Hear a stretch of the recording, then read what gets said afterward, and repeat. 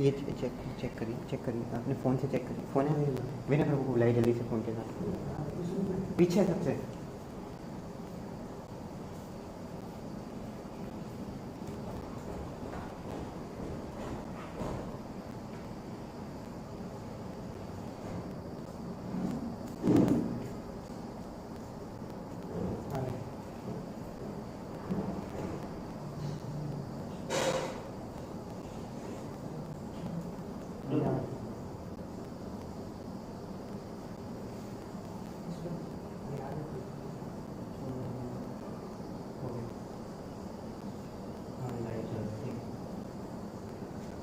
ये लाइव चल रहा है, सर आने वाले हैं।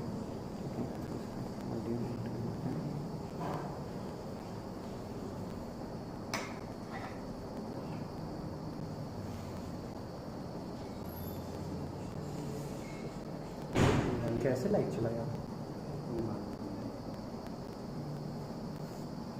प्रभु?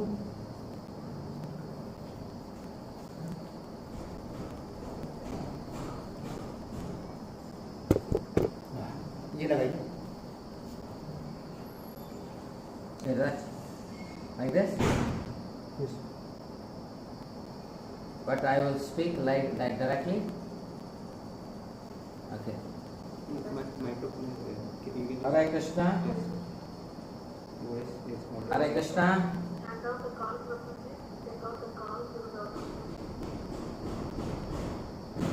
Hare Krishna.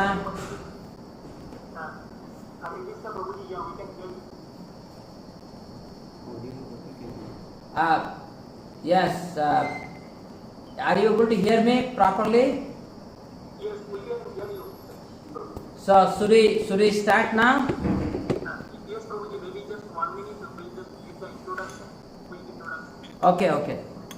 I'm very sorry that I am delayed today. Very, very sorry. I beg apology sincerely.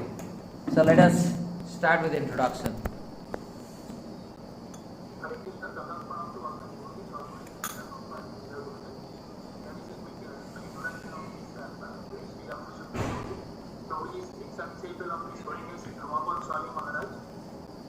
He is originally from Odisha and is a natural devotee of Lord Jagannath and Sri Chaitanya Mahaprabhu since his early age.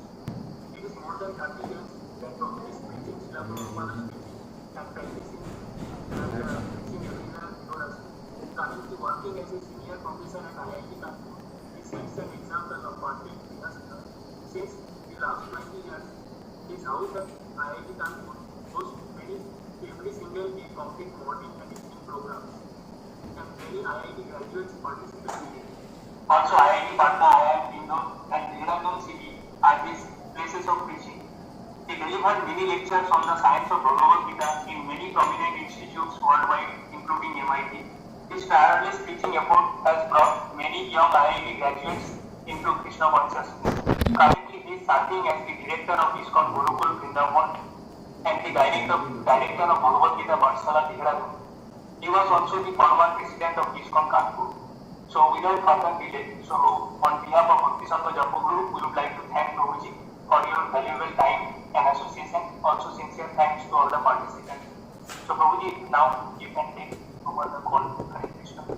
Thank you very much, all the devotees. I offer my humble obeisances. Vancha kalpataruvesya kripa sindhuvevacha patitanang pavanebhyo vaishnavebhyo namo namaha. So we will do a short kirtan and then we will read the verse. So, Jayo Radha Madhava Kunja Bihari, Jaya Radha Madhava Kunja Bihari, Jaya Gopi Jana Vallabha Girivaradhari, Jaya Gopi Jana Vallabha Girivaradhari, Sadanandana Pradana Ranjana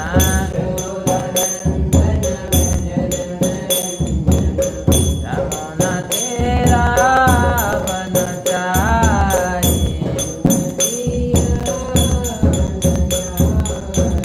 Jayo Radha Madhava Kunja Bihari.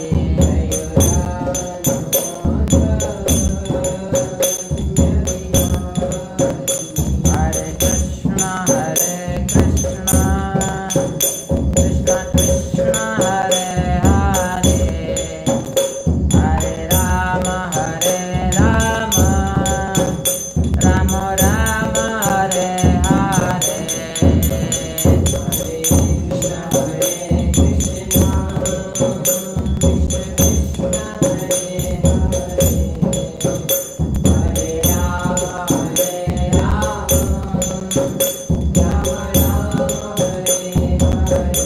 Hare Krishna Hare Krishna Krishna Krishna Hare Hare Hare Rama Hare Rama Rama Rama Hare Hare.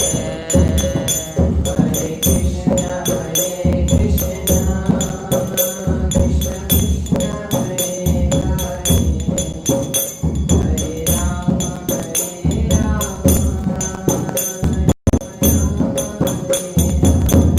Jaya Prabhupada, Prabhupada, Prabhupada, Srila Prabhupada.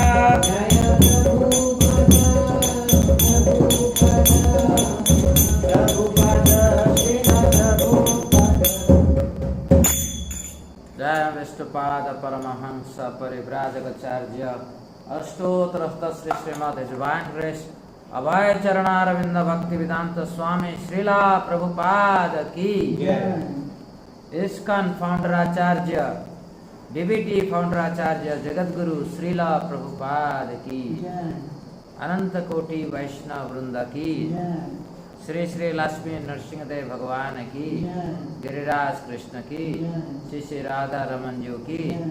Sri Sri Krishna Balaram, Sri Sri Radha Syam Sundar, Sri Sri Gaunadai ki. Gaur Pramanande Hari Hari Bo. Granthara Srimad Bhagavatam ki. Om Namah Bhagavate Vasudevaya. Om Namo Bhagavate Vasudevaya. Om Namah Bhagavate Vasudevaya. Om Namo Bhagavate Vasudevaya. Om Namah Bhagavate Vasudevaya. Om Namo Bhagavate Vasudevaya. Pitrohor Nrupa Puryadvar. This is Srimad Bhagavatam, Canto 4, Chapter 25, Text 50. Pitrohor Nrupa Puryadvar Dakshinena Puranjana Dakshinena Puranjana Rastram Dakshina Panchalam Rashtam Dakshina Panchalam Yati Srutadharannita Yati Shrutadharannita. Pitruhu Pitruhu of the name Pitruhu of the name Pitruhu. Rupa Rupa O king O king. Puryaha Puryaha of the city of the city. Dwaha Dwaha gate gate. Dakshinena Dakshinena on the southern side on the southern side. Puranjana Purañjana King Puranjana King Purañjana. Rastram Rashtam country country. Dakshina Dakshina southern southern. Panchalam Panchalam of the name Panchala of the name Panchala. Yati used to go Used to go. Srutadhara Anyuta Shrutadhara Anyata along with his friend Srutadhara. along with his friend Shrutadhara. Translation and purport by His Divine Grace A.C. Bhaktivedanta Swami Srila Prabhupada. Srila Prabhupada ki. Yes. See, the southern gate of the city was known as Pitruhu, and through that gate King Puranjana used to visit the city named Dakshina Panchala, accompanied by his friend Srutadhara. The right ear is used for karma khandya or fluid activities. As long as one is attached to enjoyment of material resources, he hears from the right ear and uses the five senses to elevate himself to the higher planetary system like Pitruloka.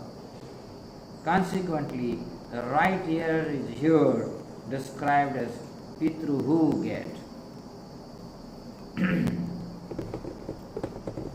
Namo Vishnu Padaya Krishna Prasthaya Bhutale Srimate Bhakti Vedanta Swami Niti Namine Namaste Saraswati Deve Gaurvani Pracharine Nirvishesha Sunyavadi Paschat Deshatarine Jai Sri Krishna Chaitanya Prabhu Nityananda Sri Advaita Gadadhara Shivasadi Gaura Bhakta Vrinda Hare Krishna Krishna Krishna Hare Hare Hare Rama Rama Rama Hare Hare.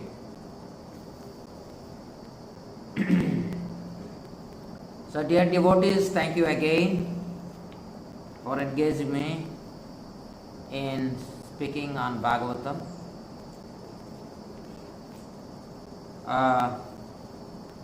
Sri Chaitanya Mahaprabhu revealed to us the full glory of Bhagavatam. Because Veda is vast. Veda, normally consists of Karma Kanda and Jnana Kanda. Kanda means section. Like we are reading in Valmiki Ramayana. So we first read Bala Kanda, and then we completed Ayodhya Kanda, and then it goes in. Kanda means section. So Jnana Kanda and Karma Kanda. And Karma Kanda is bigger. Karma Kanda is very big. And Jnana Kanda is very small. And people normally,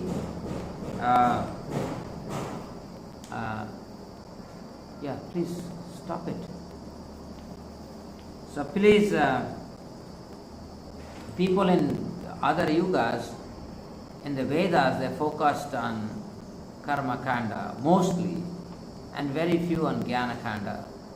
Why? Because, you see, by nature's law, everything is happening, right?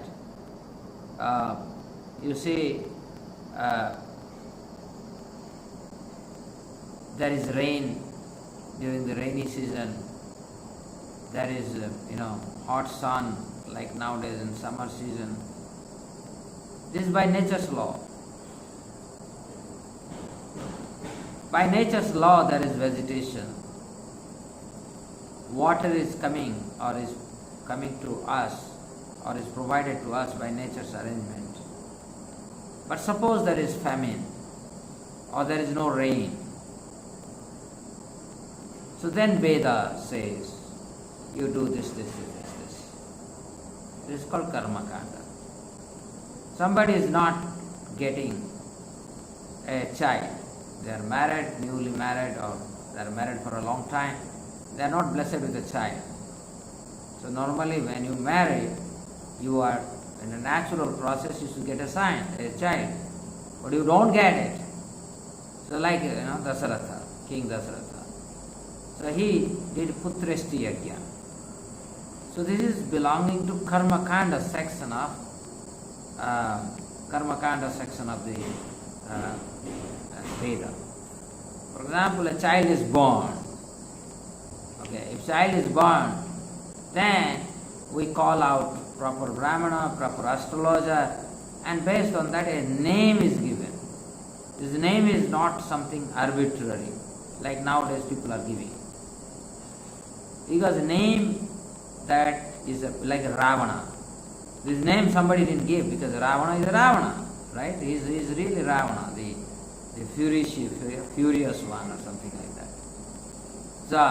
So that's he is. So normally the name, so in Vedic rituals, so no arbitrary name can be given, no. So name is given. So this is Karma Kanda section. So you go to a Brahmana, you call an astrologer, and they sit together, and then they decide this is the right name for this person. So this is called Karma Kanda section. and there are so many, varieties of people of varieties of nature. And suppose you are not becoming successful in business, so you want some kind of remedy. Like earlier time, even this is a case within 500 years. And so there is a raga, Megha Malhara raga. So if somebody can sing Megha Malhara, then the cloud would come in the sky. How is it possible? So this is why people, became part of Vedic culture, because Vedas provided everything that people could not get otherwise. Right? So this is called Vedic Karma Kanda. Similarly, Jnana Kanda. So after some time, even if you get everything, you realize the futility of everything. So now you ask question, what is truth? But you take the help of reasoning. That is there in Upanishad. Through reasoning, you try to find out who is the absolute truth. That's why it is there. Pantastu koti satavasara sampragamyo vayu rathapi manuso munipungavana sopi asti yaprapadassimni avichintya tattve govindam adi purusham tamaha. So in a reasoning process, the cause and effect analysis, right? So when you do that reasoning process, what happens is that you can be sidetracked in so many directions. So for crores, sata koti vassara, crores of years, when you do this process, then you may end up seeing the effulgent rays that radiates from tip of the toenail of Mahavishnu. That's all. This is called reasoning process. Normally, this is, many times I say this, that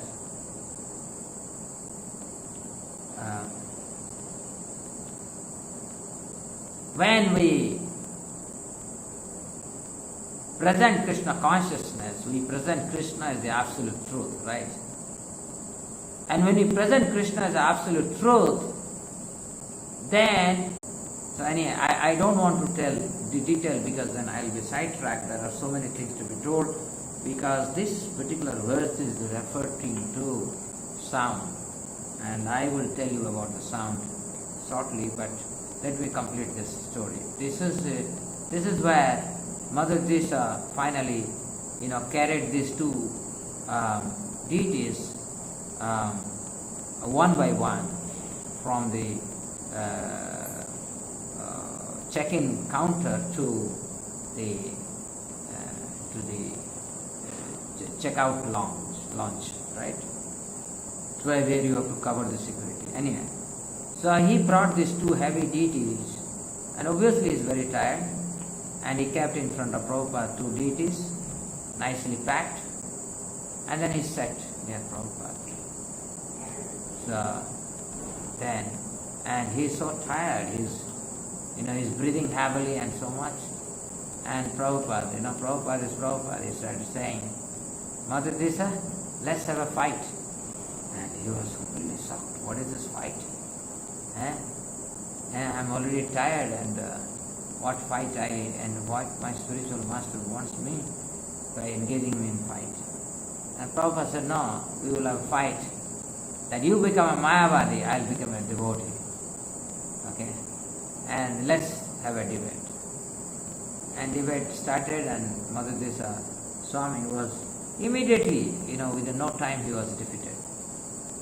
Then Prabhupada said, okay, now You take the position of a devotee, I'll become a Mayavadi, and let's see who is going to join, who is going to win.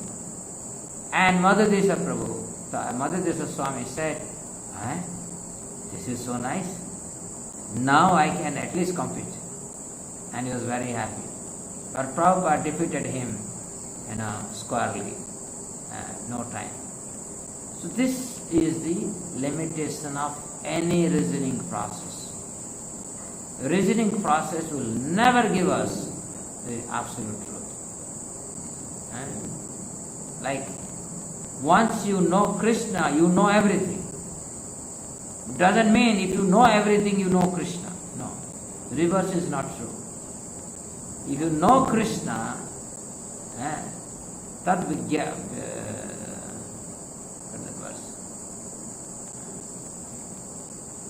tat vijnanartham anana. So, once you know him, you know everything. I am forgetting this sloka. No, Sagurum Avigachat. No. By knowing that, you know everything. So I am forgetting the Sanskrit words. My memory has become very short. So this is Jnana Kanda. And beyond Jnana Kanda and Karma Kanda. So Veda means mostly these two, Jnana Kanda and Karma Kanda. So beyond these two is Srimad Bhagavatam. And this is what is revealed by Sri Chaitanya Mahaprabhu. Dharmaha projjita kaitovatra paramo nirma saranam satam. So this is the second verse of Srimad Bhagavatam, where Vyasdev is saying, Dharmoho projjita kaitovatra. Hereby all cheating things are rejected. That means Jnana Kanda. Chaitanya Mahaprabhu said, Visera Bhanda. So it's nothing. It is there in Srimad Bhagavatam itself, in the second verse. Vedyam vastavam atra vastu. Dharmaha pojjita kaitavatra parama nirmasaram satam. Vedyam vastavam atra vastu. Sivadam tapatrayan mulanam. Srimad Bhagavate mahamani krute. Kimba pareresure. Krutavi susrusubhi. Krutavi tatkana. Krutavi susrusubhi. Tatkana. Somehow I am making a mistake. So this verse is saying that once one has attained a non-envious status, non-envy for Krishna, non-envy for the absolute truth. Because once I become non-envious of absolute truth, then I am envious of none. If I am envious even an ant, then I am envious of Krishna. So, Paramo Nirmasaranam Satam.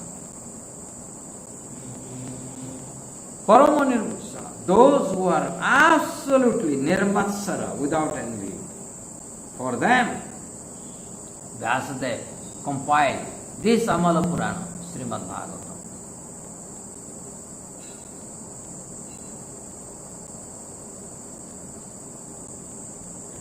Nigama kalpatarur galitam phalam. Next verse. Sukhamukhad amruta drava samyutam. So Nigama means Veda. Kalpataru means desired tree. Galitam phalam, ripened fruit.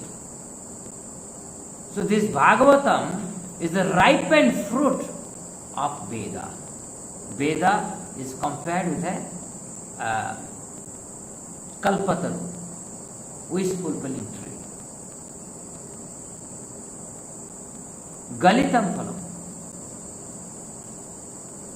And this has been revealed by Sukadeva Goswami. Sukhamukhad amruta dravasayutam. Pibata Bhagavatam Rasamalayam Muhuraho Rasika Bhuvi Bhava. Those who are at the highest platform, they only can relish Srimad Bhagavatam, not everybody. And we are very fortunate to receive this Bhagavatam from a Paramahansa Acharya, Srila Prabhupada. So now let us, because the Karma Kanda was there, the right ear is used for Karma Kanda. So that's why I gave you an idea of Karma Kanda. Karma Kanda, Jnana Kanda, Kevala Vishara Bhanda. Bhanda means a pot, Visha means poison.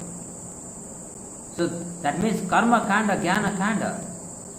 So beautiful, right? If you are not born in a Vedic culture, that means you are an animal. Normally, this is said, right? Bharata Bhumika Janama Jaro.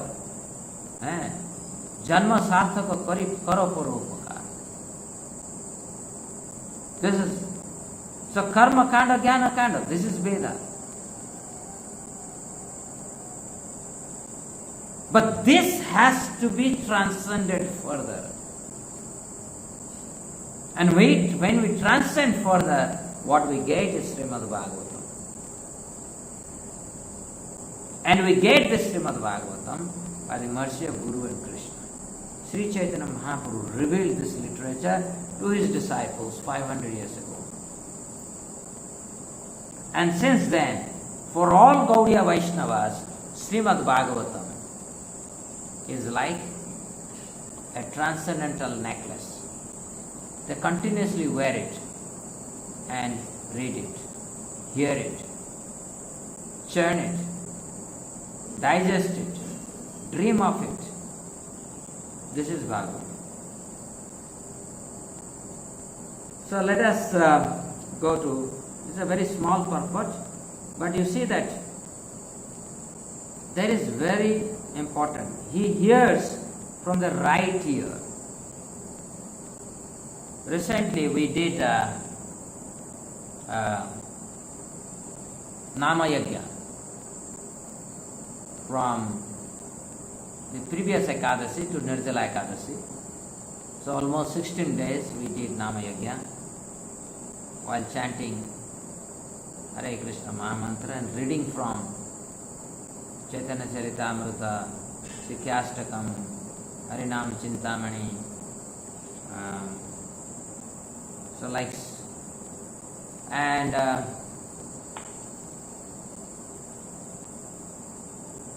there we learned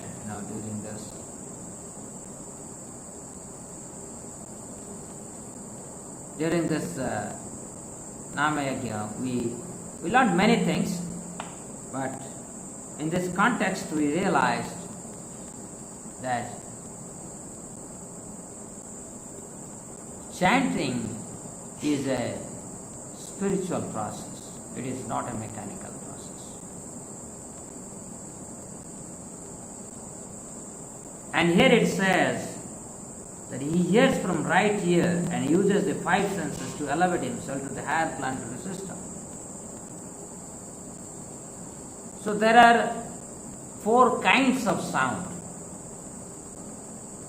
Srimad Bhagavatam is called Sabda Brahma. Sabda Brahma.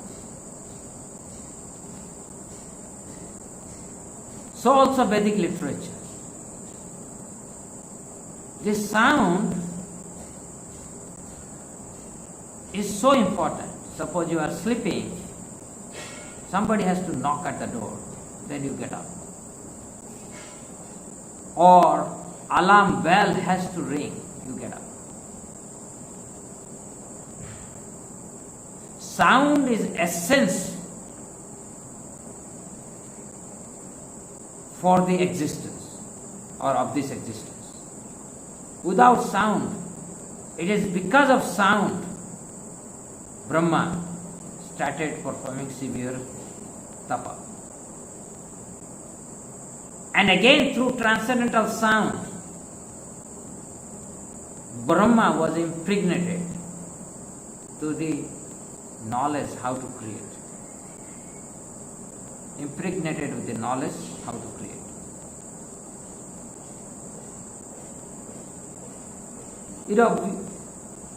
When we started growing up,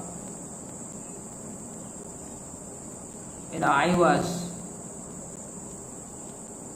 studying in the southern Odisha, which is mostly a tribal area, because my father was posted there.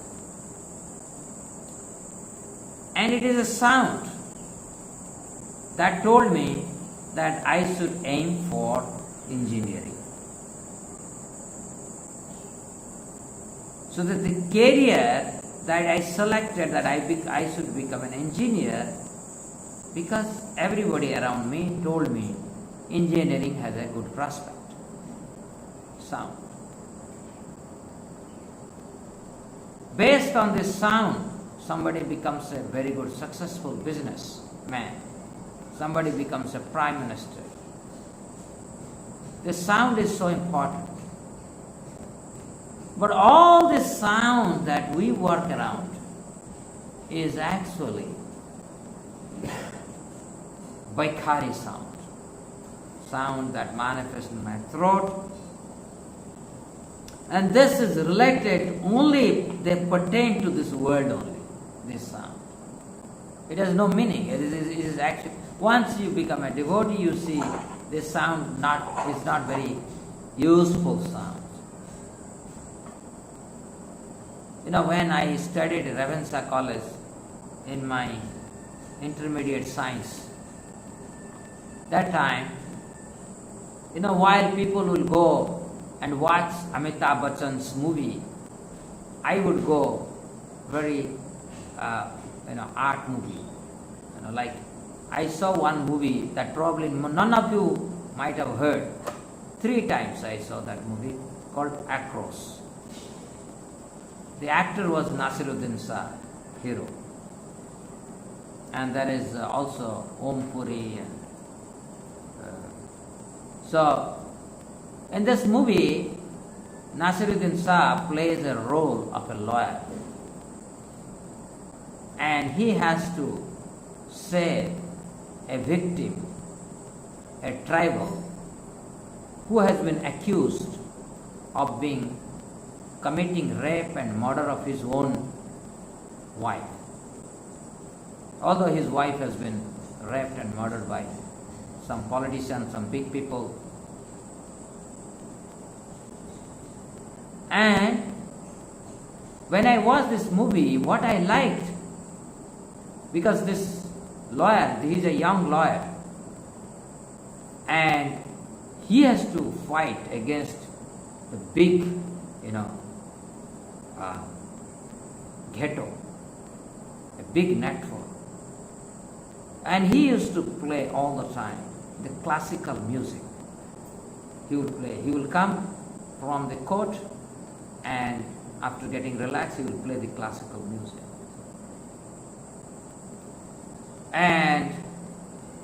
And then I started becoming a fan of classical music. I'll only play the classical music. Probably that many would not make any sense, classical music. That means you need to be more elevated even to appreciate a classical music, which is also a Vaikhari sound, sound of this material world. And for a long time, I used to hear this classical music until I got degraded in my Bachelor of Engineering degree by mixing with so many other friends. So the point here, what I am trying to say, that what is the sound? The sound brings certain information to me. Whatever I had in the form of experience, in the form of knowledge, this is all coming from sound. That is why sound is the basis of creation.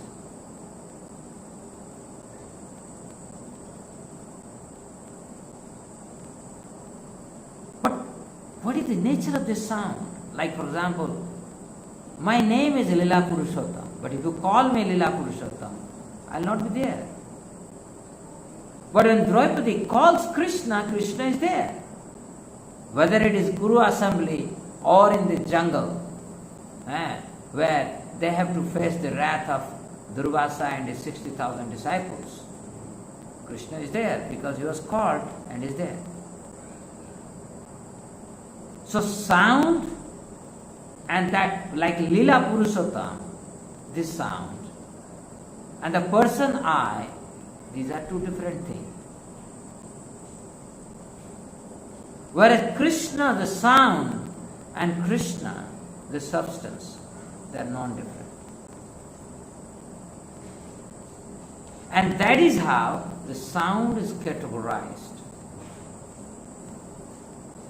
Vaikhari, Madhyama, Pashyanti, Para. In Para, the sound and the object, non-different.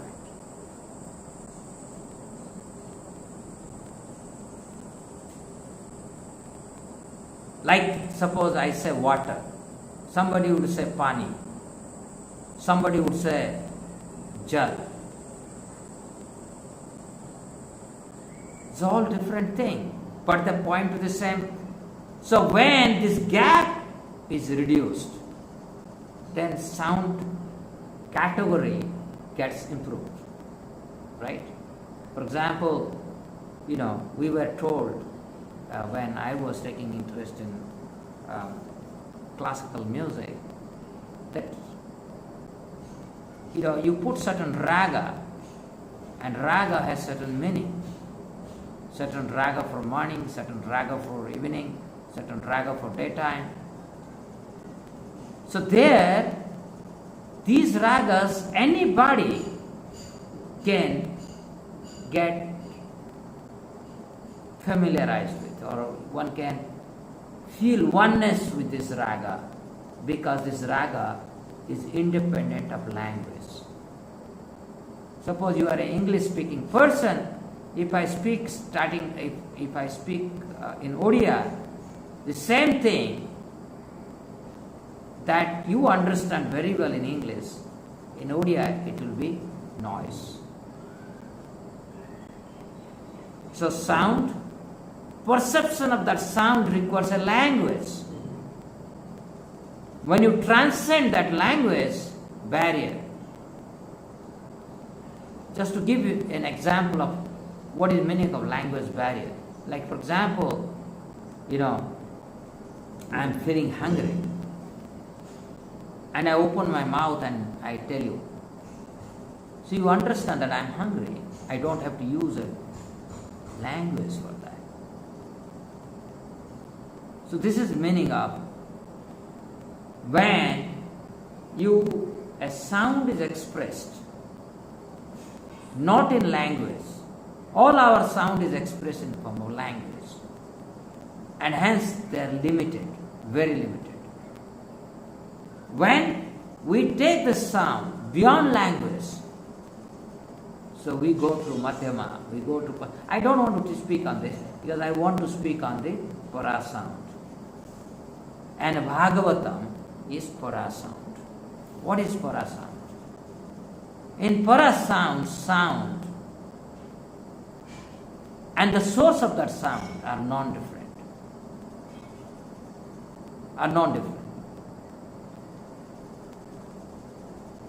So when I say Krishna and the source Krishna, non-different.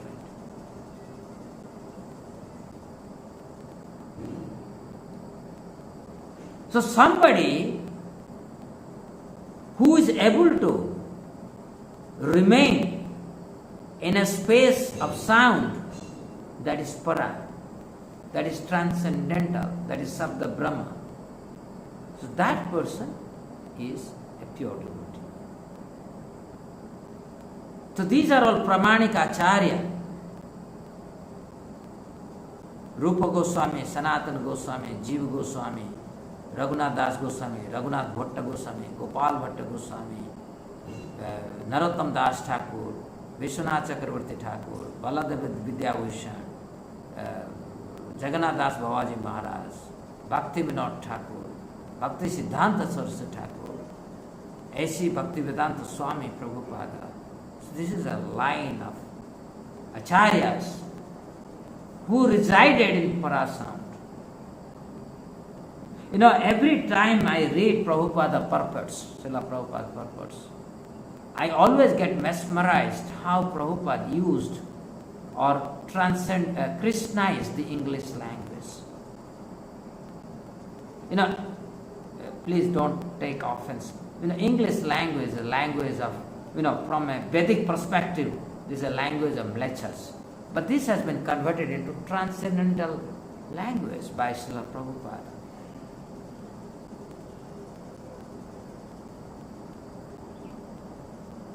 So this para sound, where you don't require a language to converse. The language is there, but this is beyond language. It doesn't mean that in the transcendental realm there is no language, no. But the sound is independent of language. So this para sound that we talked about, this is our goal. How do we enter? Like for example, here it says that in this material world, normally in Vedic culture, because I'm 100% sure this conversation between Narada and Prachina Varishad happened most likely in Satya Yuga. I'm not sure, I'm just guessing. Right? So obviously, during those days, people did everything according to Veda, but they followed the Karma Kanda and Jnana Kanda because anything they wanted, they got it through Vedic process. So people, when they desire anything, once you are born as a human being, in Harinam Chintamani, Srila Haridas Thakur says, the basic motivation for any action by a jiva is to seek pleasure. Seek pleasure. So when it is an internal potency of Krishna, that nature of that pleasure is different. It wants to enjoy as the servant of Krishna.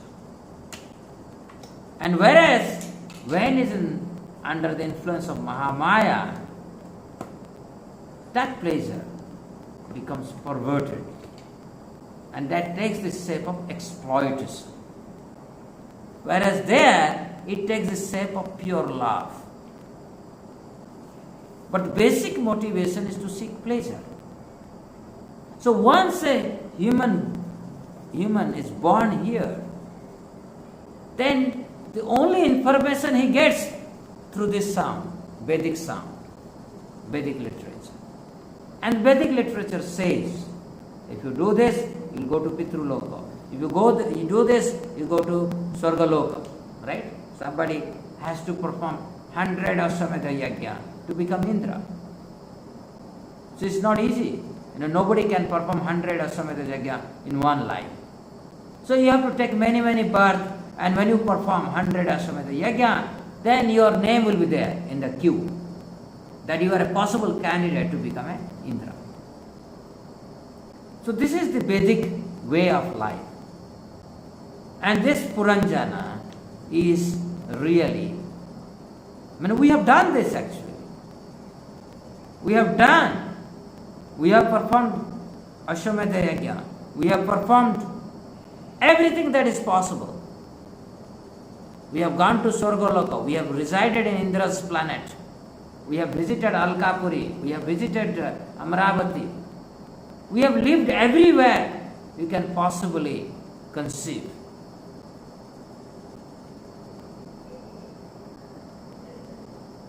But this is only to Karma Kanda, Jnana Kanda.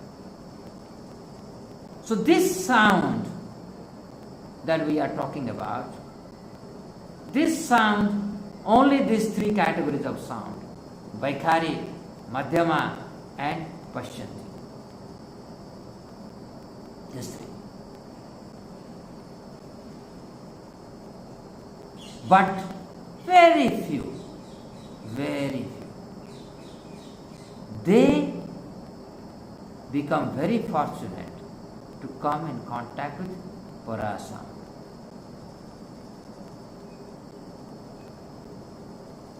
In the form of Srimad Bhagavatam.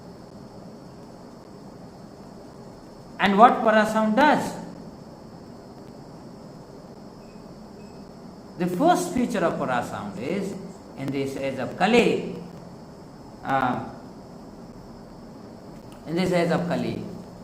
we have to chant Hare Krishna. Hare Krishna, Hare Krishna, Krishna Krishna, Hare Hare, Hare Rama, Hare Rama, Rama Rama, Hare Hare.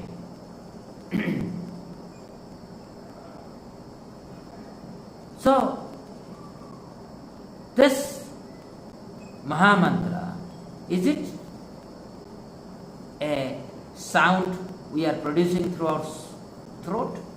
Vaikhari sound? No. In Harinam Chintamani, in Saranagati,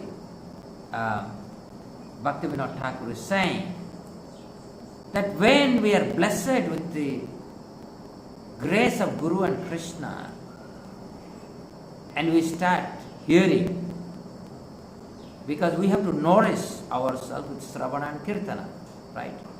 The seed of Bhakti is given to us by Guru and Krishna. So when it is given that seed has to be nurtured by Sravana and Kirtana. Then it becomes a creeper. And because this creeper is a transcendental creeper, it grows and grows and it looks for the shelter. And it cannot get shelter anywhere because this is a realm of the world where only these three categories of sounds are there, not parasound. And then it crosses even these spiritual planets. It doesn't take shelter because this is Hare Krishna Mahamantra. This is not Om Namo Narayanaya. Because in Hare Krishna Mahamantra, what is embedded is pure love for Krishna. And pure love for Krishna gets a shape in the form of rasa. And rasa is exchanged through transcendental arts. And this is only available at the lotus feet of Krishna. So this creeper grows and grows until it reaches Goloka and circumambulates the lotus feet of Krishna. Because this lotus feet of Krishna is not ordinary. Because Krishna's every limb is complete. So Krishna's leg can see, Krishna's leg can sustain, maintain, Pashyanti, Panti, Kalayanti. It can manifest, it can create. So this creeper takes shelter of Krishna's lotus feet, and then we establish through Hare Krishna Mahamantra direct connection between us and Krishna's lotus feet. So when we hear this transcendental message, and we hear the glories of holy name, and we very sincerely accept this and make them, protect them, carefully protect them within our heart, then the holy name starts speaking. And when holy name speaks, that automatically makes my tongue to vibrate. And when that holy name manifests in the form of a sound, and that sound enters my ear hole, then my persona becomes purified.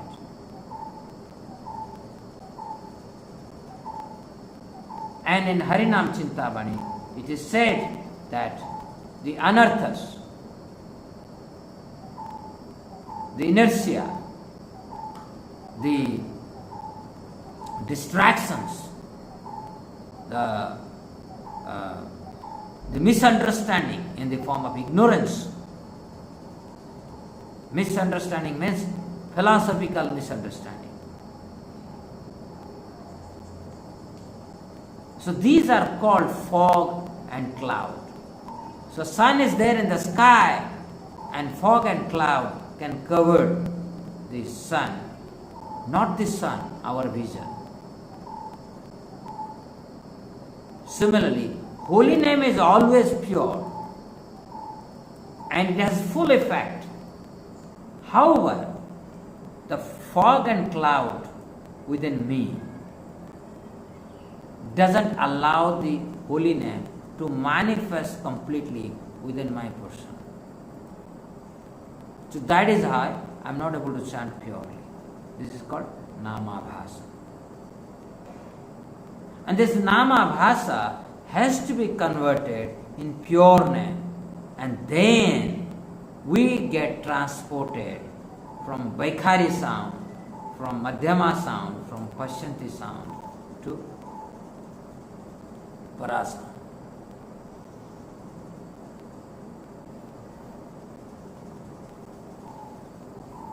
That is why we don't have to contemplate anything when we chant. We have to hear this para sound in the form of Hare Krishna, Krishna Krishna, Hare Hare, Hare Rama, Rama Rama, Hare Hare. We just have to focus on that. We read in the...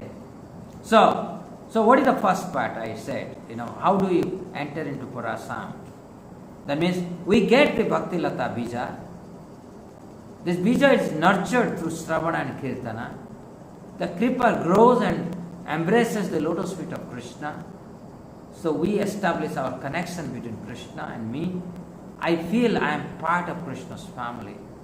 So I cannot but speak about Krishna. I go out and speak about Krishna. I'll go anywhere and everywhere I'll speak about Krishna. I'll make varieties of arrangement to speak about Krishna. Because that's how, because my connection, my only friend is Krishna. Only friend is Krishna. Yesterday I was telling one, because yesterday was Snana Yatra, and I told a story, a life story of a devotee, Jagannath devotee. And I think because this is a new group, a different group, I can tell the story. Maybe many of you may not be knowing about the story. This story is about a devotee called Bandhu Mahanti. And this devotee resided in Jajapura. So Jajapura is famous for Aswamedha Yajna. So this Jajapura, he was a very poor person. He has 3 children and he was finding a stuff to feed them.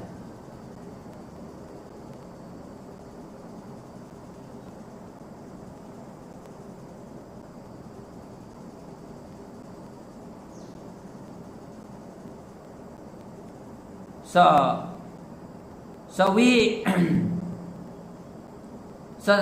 this Bandhu Mahanti, he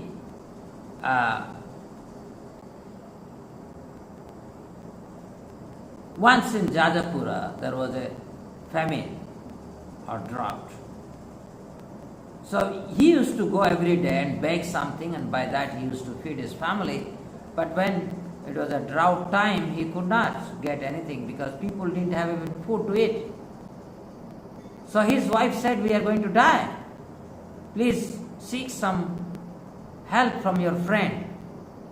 Then Bandhubanti, he was a constant chanter of the holy name. He was always calling out the name of Jagannath.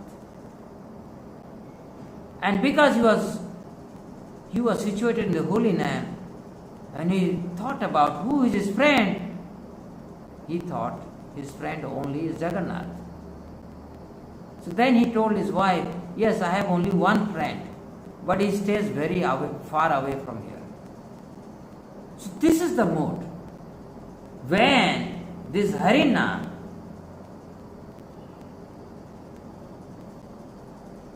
takes us to the lotus feet of Krishna, then we naturally feel that Krishna is our only friend. So while Puranjana, as a Puranjana, I have searched all kind of pleasures. But by the mercy of Guru and Krishna, same Puranjana meditates only on the lotus feet of Krishna. And he sees Krishna as his friend. And just to complete that story of Bandhubanti, Bandhubanti remembers his friend Jagannath and says to his wife that my friend, because it will be around 150 or 160 kilometers, Jagannath Puri from Jajapura. So his wife said, "Let's go even if it is far away, because we will get some help, at least we will survive. Now you will die here." So they walked. It took 4 days for them to reach Jagannath Puri. And this person, he is a very wretched person in the sense he has no proper cloth. He looks like an urchin. And when he reached the Singhadwara of Jagannath temple, he saw royal people are entering in the temple. There are police security men waiting, and he didn't dare to go there and enter inside. He simply took the darshan of Patita Pavana Jagannath and went to the southern gate of Jagannath Puri temple. And there, in the southern gate, there is a kind of a tunnel in which they throw all the wasted food of Jagannath. And he tasted something and said, with this he can feed his family and be happy in the night. So he called his family to the southern gate and told them that please have this today. His wife said, no, we will go and meet your friend first. Let us be settled, take nice bath, and your friend will make some arrangement for us. Then Bandhuban said, no, don't worry. My friend is a very big one. He has very, very important guests. Today I saw so many guests are going inside. So I think that we should not disturb when so many important guests are entering his palace. We should not disturb him. I'll go tomorrow morning. Please be satisfied with this. So in southern gate, they were so tired, eating some rotten food. Of course, this is prasadam. We know Raghunath Das Goswami used to eat from here only. So eating something, and they slept there. And in the night, when the pujaris finished all the worship of Jagannath, they put the deity to rest and locked the door and left.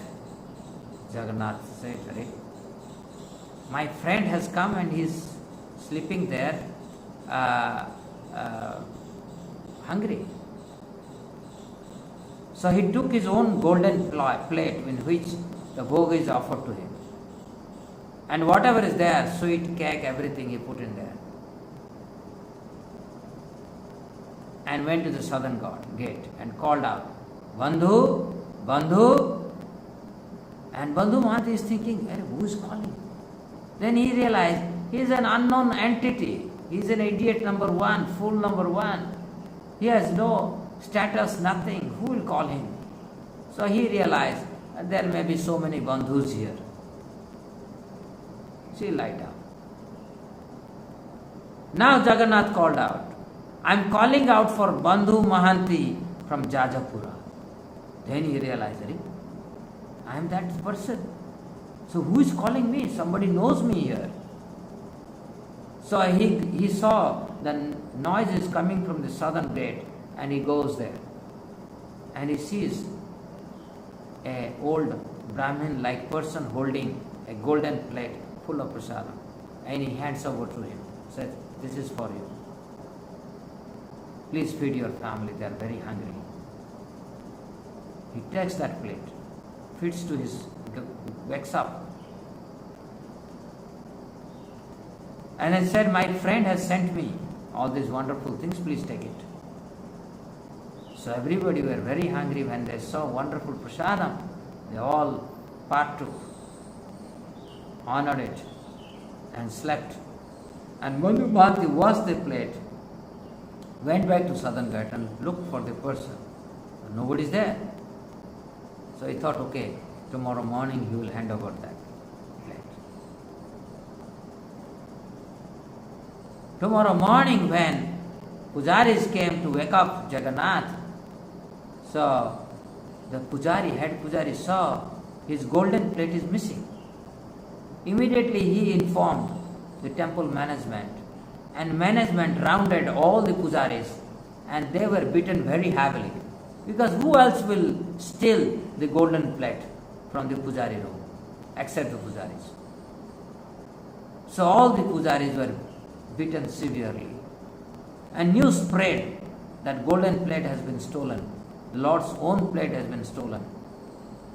And then people figured out, because in the early morning when sunlight comes, this golden plate is dazzling. You can't hide it. And they realize, this family is having the golden plate. So immediately everybody came and they caught hold of Bandhu Mahanti. They were beating him mercilessly.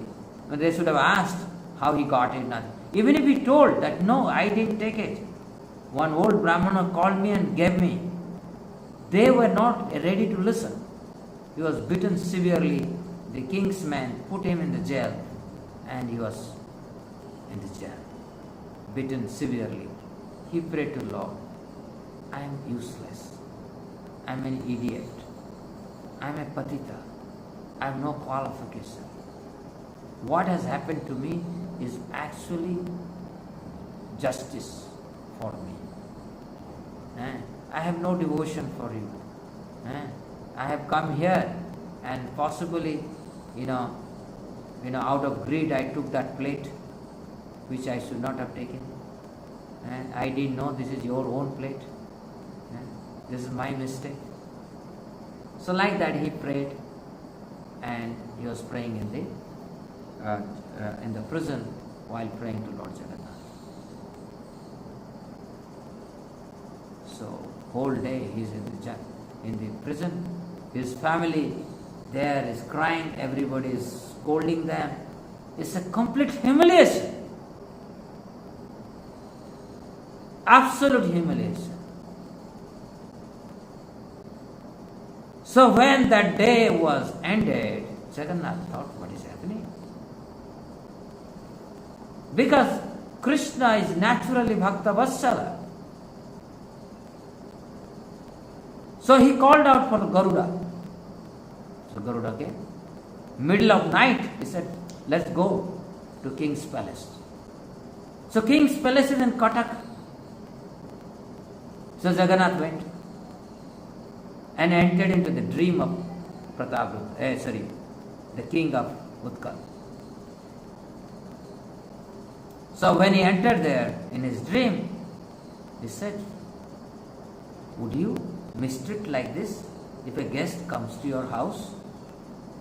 And this is what you have done to my guest, my friend." And then Jagannath narrated everything. and told the king, please go. Release him. Beg apology from him. And honor him in public by putting a turban on his head. And then said, make arrangement for his stay near the temple. So, and then Jagannath came back to the temple. So when king saw this dream, he was amazed. When anybody would be amazed, because to see, these are not something that happens once in a blue moon. No, the exchange between devotee and Krishna, this always happens in para sound, Sabda Brahma. This is an amazing relationship.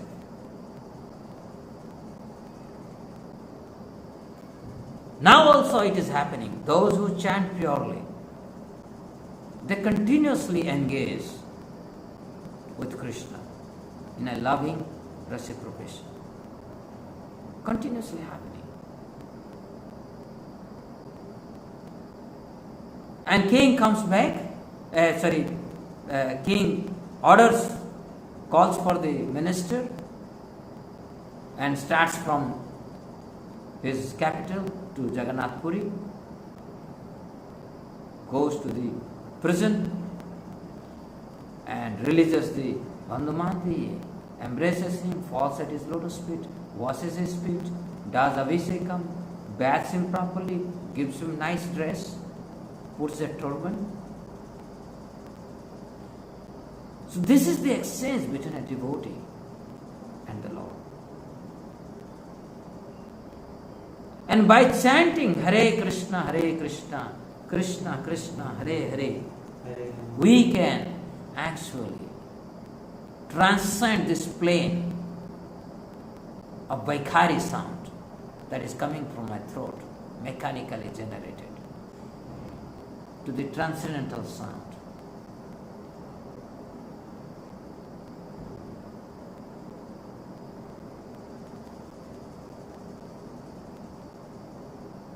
And Hare Krishna Mahamantra is the transcendental sound. It has everything within it. Haridas Thakur says there is no obstruction. Suppose you do Ashwamedha Yajna. If the Purohita, the Brahmin, does a mistake, you lose everything.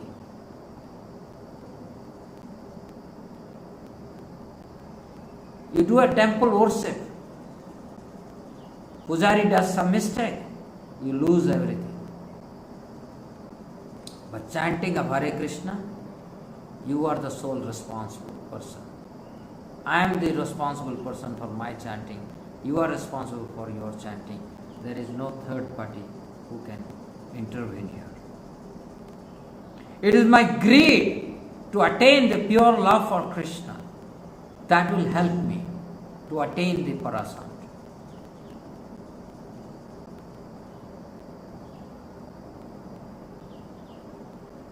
So when we start chanting incessantly, we will be able to chant incessantly when we are situated in Parasound. That means all this desire, karma kanda, jnana kanda, must be given up. Anyabhilasita sunyam jnana karmadi anavritam anukullena krishna anusulanam bhakti ruchyate.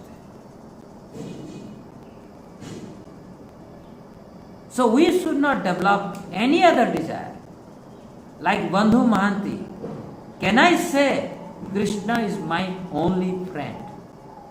If I can say, my life is perfect. In Harinam Chintamani, the Haridas Thakur is telling Chaitanya Mahaprabhu that we have two categories of bad association. And this bad association prompts us to perform offenses against the holy name. And this bad association has two categories. One category of bad association is to be directly involved in illicit connection with the opposite sex. And second category, second bad association in this category is to associate with all those who have illicit connection with opposite sex. And then the second category of bad association is associating with the Mayavadis. Because Mayavadis will completely cloud our philosophical understanding. Very dangerous. Atheists and Bhanda Babas and Gurus, those pseudo people who have taken shelter of religion, or those who are acting as if they are the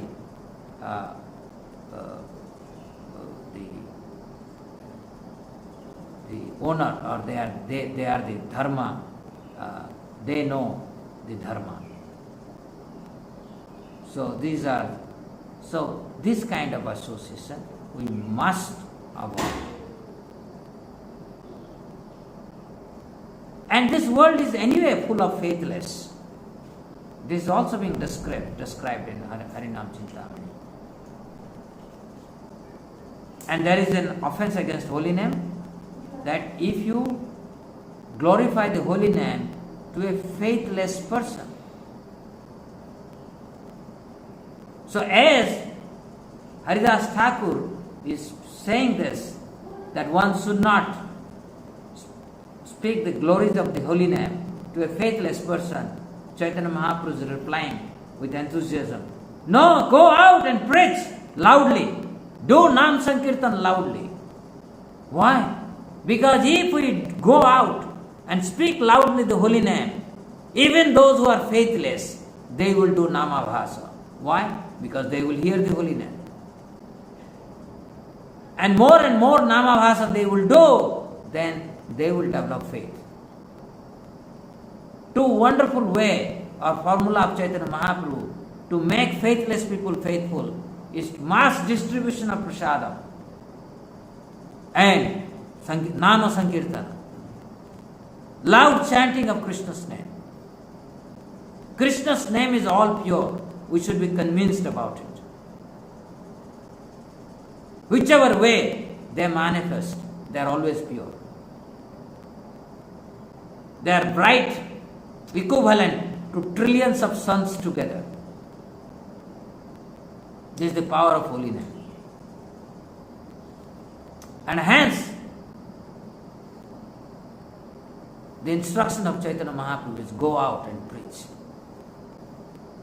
If you preach, you will surely find faithful who will accept the holy name. And holy name is the para sound. But I am impure. As I chant, the para sound will be revealed in due course of time as I become free from anarthas, ignorance and offense. Three things. Anartha, ignorance, means philosophical misunderstanding, and offenses against the holy. When I am freed from these three, I will be situated in Parasana.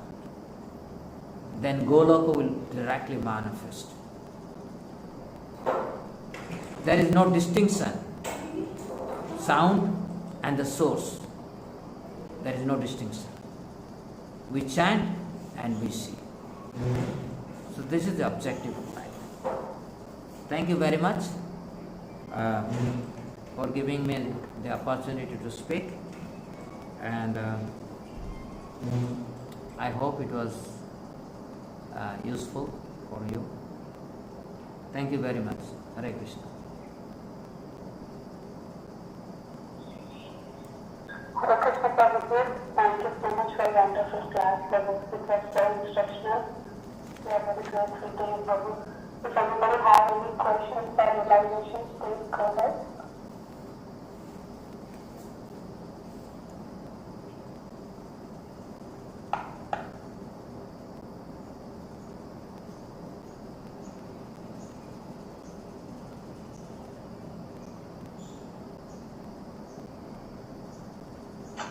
Hare Krishna, Prabhu Chaitanya Pranam. I close to Srila Prabhupada. I used to do marriages. Thank you, Prabhu, for the wonderful class and the easy understanding of the concept. Prabhu, I have a question over here.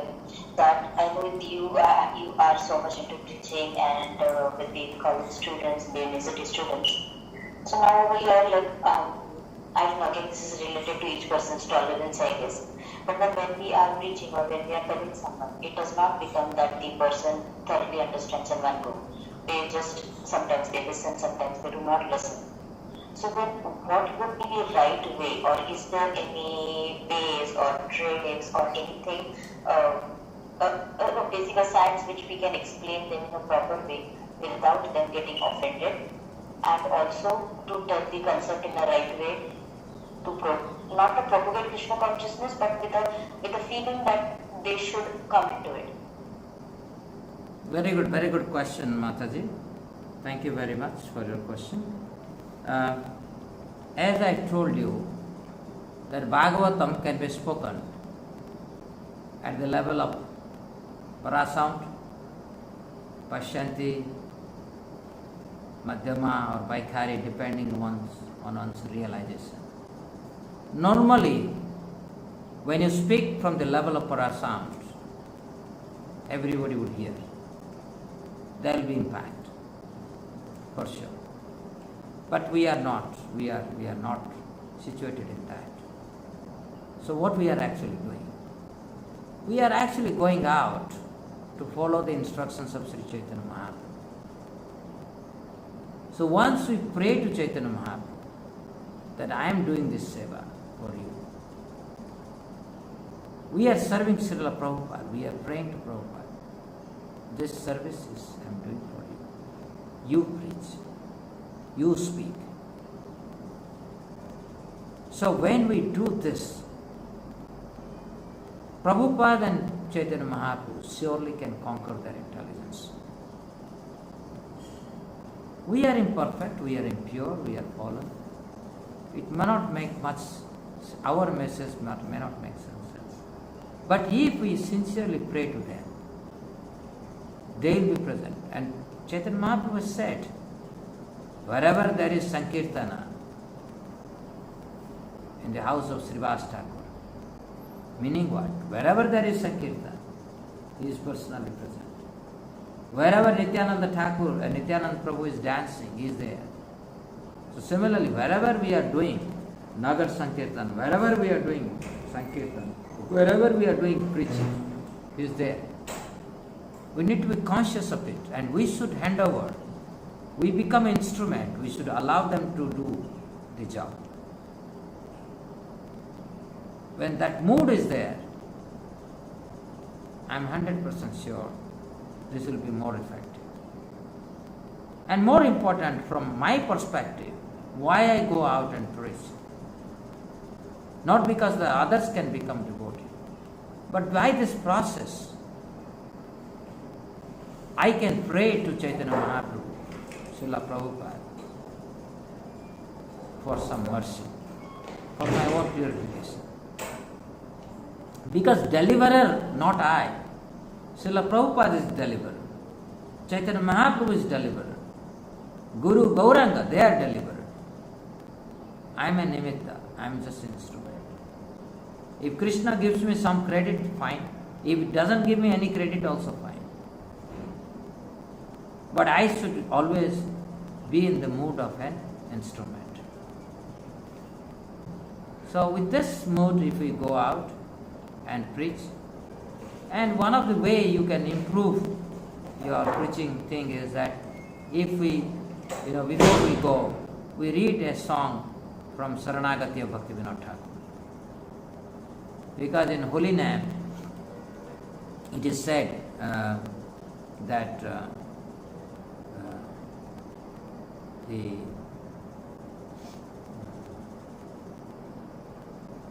this idea that I have, I and mine, and the attachment to I and mine, as long as this is there, I will continue offense against the Holy Man. And that is eradicated, this offense is eradicated only when I completely surrender to Krishna. Anukulyasya sankalpam pratikulyasya varjana rakhishyati vishwasa gotrute varnam tatha atmanikhyapakarpanyam sadvidhi saranagati. So, one of the very good way before we go, we need to prepare. Before we go to preach, we need also some preparation. And one of the preparation is to sing one song of Bhaktivinoda Thakur's Saranagati. That will keep us in a proper mood before we go and preach. But the best, the approach is, we are instrument and we hand over. We do things very effectively the way it is told to us, but we hand over the stage to Srila Prabhupada to run this show. Guru and Gauranga should run this show. Is that all right? Yes, Prabhu. Thank you, Prabhu. Thank you so much. Hare Krishna. Hare Krishna, Prabhuji. Thank you for the wonderful class, Prabhuji. So, Prabhuji, two questions. So, any song from Sharanagati or any particular song from Sharanagati, Prabhu? Any song. All songs are nectar. All songs are nectar. Krishna Nama Dhare Katabo. This is the last song in Saranagati. There is a song Ki jani ki bole Tomaro dhamete Hoinu Saranagata. Each song is so wonderful. Just go through. These are the songs. We should practice day and night and remain in that mood of Saranagati. Then we will be easily freed from the attachment I to I and mine. Once that is there, lot of job is done. Yeah, thank you, Prabhu. And my second question was, I'm very new to this Krishna consciousness, and when I chant my rounds, often I get frustrated, it is so far from the goal. So you have been doing it for so long. I know sadhana should be secret, but still, as much as you could share, what hope would you give for me, Prabhu, who's just chanting and don't know what exactly I'm doing? So what hope will you give, Prabhu? Chanting is the basis. Chanting is actually everything. So we should not neglect our chanting. We did this Nama Yajna and we learned many things. I actually told you in the class, literally, the summary. So, chanting means I should always remain Krishna conscious as much as possible by hearing Sravana and Kirtana. Sravana and Kirtana. More Sravana and Kirtana, chanting is better. We together sit down, sing together. Right? We go out, preach. We hear, we read. So when we do these things together, then my chanting will be better. So don't rush while chanting. Oh, I have to finish 16 rounds. No. The best time must be given to the chanting, where I should not think anything else.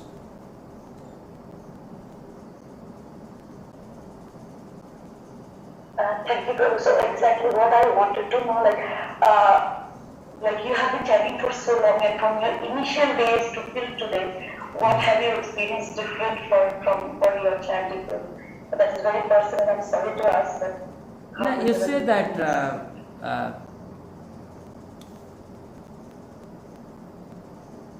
when we chant, the only thing chanting should help us, that nama smarana. Suppose I am cooking, I am cycling, I am walking. The only thing I am remembering is nama. Hare Krishna, Krishna Krishna, Hare Hare, Hare Rama, Rama Rama, Hare Hare. I can tell you, if you are chanting sincerely, the most difficult time, the first thing that will come to you is nama. If you are chanting properly, then if one thing you have to do at any point of time, that is chanting. So when I chant a fixed rounds of chanting properly, that would help me to only remember the holy name. Because its life is very short. Any time an end period may come. Our biggest friend in this material world, who is always sitting with me, who is walking with me, who is traveling with me, who never leaves me, and that person is death.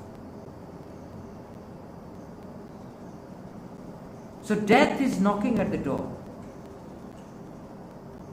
So if I have not chanted properly, then I cannot have nama smarana at the time of death. Ante Narayana Smriti.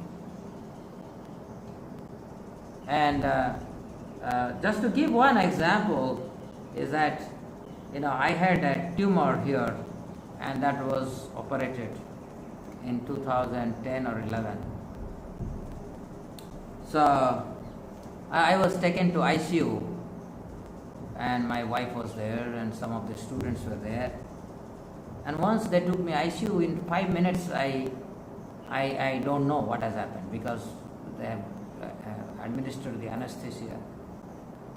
And the operation has happened, and after the operation, when I'm able to see that I'm gaining consciousness. So only thing I realized that in that consciousness, I'm only trying to chant. Hare. I'm not able to chant, but I'm trying to chant. Hare Krishna. Then I thanked Nama Prabhu. I felt so obligated to Nama Prabhu that yes, if we have chanted nicely, the most demanding situation, Nama Prabhu would be there. So I can give you guarantee. Please take shelter of Nama Prabhu. Any critical situation, he will be there. And you will surely conquer death. Death will never look at you if you are chanting properly. Thank you so much, sir. It was a wonderful answer. Very, very grateful for that. Bhagavatam. Hare Krishna.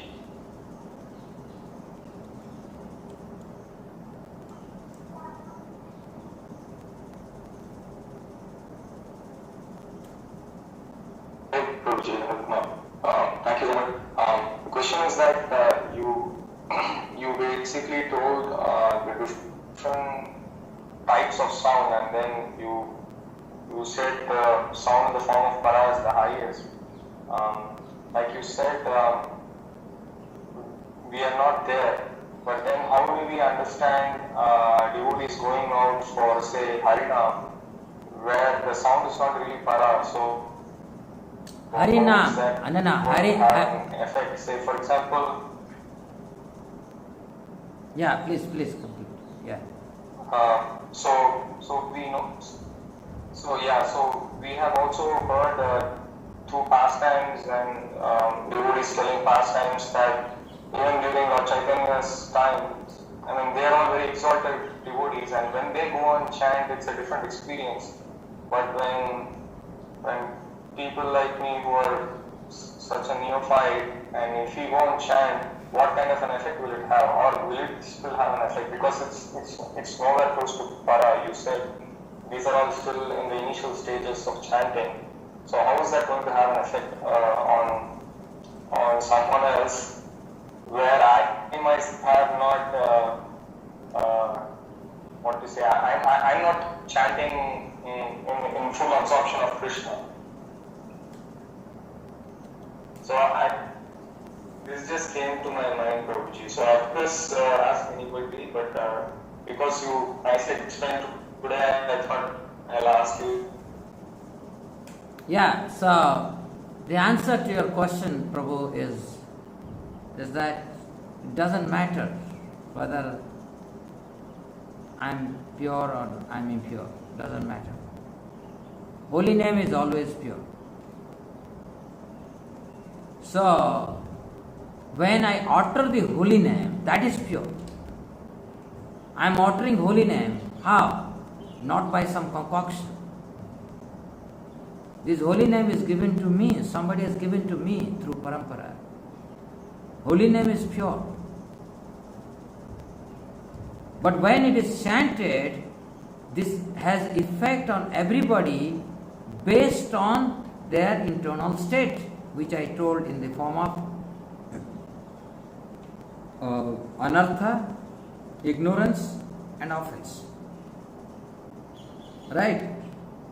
So, when we go out and chant, the holy name is being received by everyone. So, everybody is doing nama bhasa. We should not be worried about pure name. Everybody is doing nama bhasa. And as far as you are concerned, you worry about how you convert your nama bhasa into pure name. But everybody is getting initiated into the process of nama bhasa. In Harinam Chintamani, Haridas Thakur is saying, all shastras they recommend only nama bhasa. Nama bhasa is bigger than Veda. Nama bhasa is bigger than Varnasrama. Nama bhasa is bigger than Homa. Nama bhasa is bigger than Tapa. Nama bhasa is bigger than charity. Nama bhasa is bigger than everything.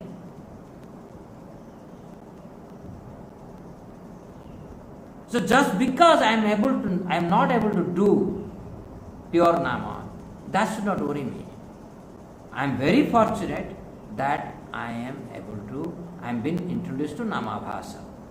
Nama bhasa means that it is like, you see in the early morning, sun has not risen, but the light is there. So similarly, nama bhasa, the name is fully powerful, but that power of name is blocked by our own receptive field. Because our receptive field is full of junk. But we should feel very fortunate that this nama bhasa is beyond Vedic study, is beyond charity, beyond penance, beyond austerity.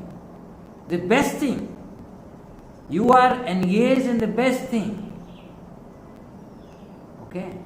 And it is all depends on your sincerity, how quickly you can convert that nama bhasa to pure nama.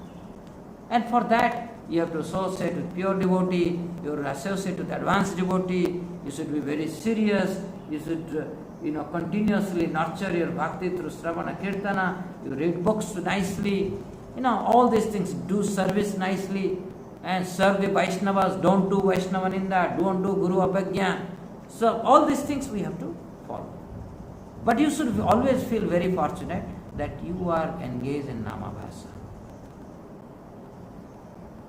That is a very fortunate situation, nama bhasa. So nama bhasa is not less.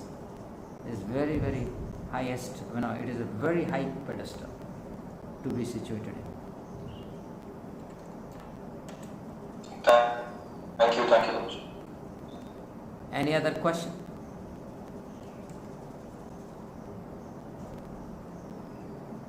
Hare Krishna Prabhuji, thank you so much for the wonderful class.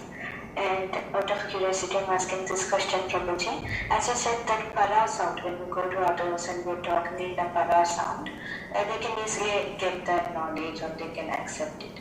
And then I had a small question, like if we take Narada Muni, He goes to different type of people.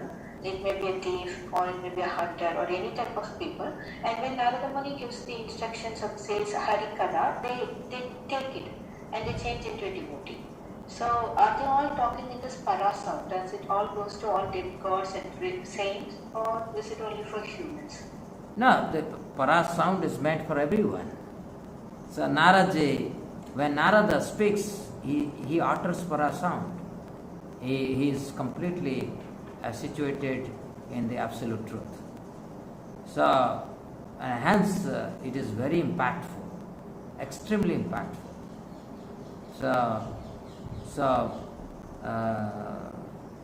But doesn't mean that we should be worried because we are not situated in Parasam. The point is, what I am making is that we must know the goal. Prabhupada and Bhaktisiddhanta Saraswati Thakur, Bhakti Vinod Thakur, all our acharyas, they want, all of us, they want their disciples, grand disciples, great-grand disciples, great-great-grand disciples, all of them, to reach to the Parasam level, pure. What is Parasam? Means I have attained purity. I am a pure devotee. But you know that a pure devotee always thinks he is the lowest. So that's another aspect. But the point is, in Harinam Chintamani, the categorization of devotees are based on Nama. So it says, if one chants holy name even once, he is the Kanishta devotee. Without. And then if somebody is chanting incessantly, he is a Madhyama devotee. And someone who is chanting, and by his chanting, others are naturally chanting, then he is pure devotee. So there are categories of devotees, and we may be in Kanishta or Madhyama, but there should not be a mood of competition or rivalry here. Rather, we should always appreciate a pure devotee. And it is not possible for us to appreciate a pure devotee, because to appreciate a pure devotee, we have to have the qualification to even appreciate him. So it is not easy. That's why Bhaktisiddhanta Saraswati Thakur says, a pure disciple can properly glorify a pure guru. So, or the initiation process, Divya Jnana, is that the pure guru is hand-holding the pure disciple and handing him over to the lotus feet of Krishna. That is the culmination of the Divya process, where my guru, my spiritual master, who is a confidential servitor of Krishna, he personally introduces me to the lotus feet of Sri Radha and Krishna. So that's it. We must know this, but we should always act in the platform where I am. We should never try to go beyond our realization. We should not try as if I know more, or it is better to be humble, to be to take a position as low as possible and seek progress in spiritual life. That is much better than thinking that I have become pure. Thank you very much. Thank you, Prabhuji.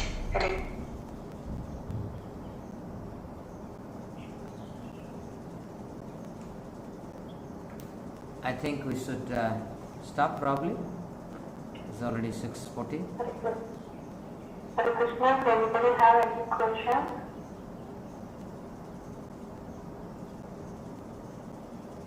If not,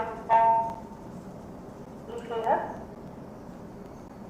Thank you so much, Prabhuji, for a wonderful class. Thank you for your valuable time and association to us this morning and enlightening us on this topic. Thank you so much, Prabhuji. Let us say our defenses to Prabhuji and all the devotees. कल्पतरुभ्यश्च कृपा सिन्धुभ्यैव च पतितानां पावनेभ्यो वैष्णवेभ्यो नमो नमः। जय जय